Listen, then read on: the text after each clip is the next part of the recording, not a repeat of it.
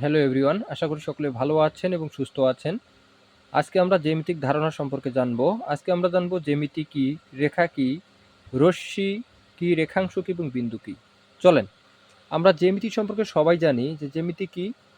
জ্যামিতি হচ্ছে, সবাই যেটা জানি যে জ্যা অর্থ কি, জ্যা অর্থ হচ্ছে ভূমি, আর মিতি হচ্ছে কি পরিমাপ। অর্থাৎ জ্যামিতি অর্থ হচ্ছে কি ভূমির পরিমাপ, এটা আমরা সবাই জানি। এরপর আমরা যেটা জানবো সেটা হচ্ছে কি বিন্দু কি।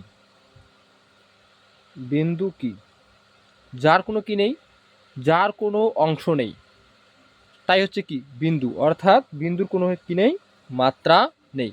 তাহলে দাঁড়াচ্ছে যার কোনো মাত্রা নেই সেটা কি বিন্দু। এরপর আমরা জানবো রেখা।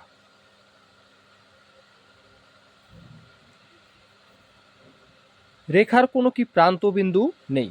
রেখা কি, যার কোনো প্রান্ত বিন্দু নেই তার নাম হচ্ছে কি রেখা। এটা কোনো প্রান্ত বিন্দু আছে না, অর্থাৎ এটা হচ্ছে রেখা। এরপর জানবো কি রশ্মি।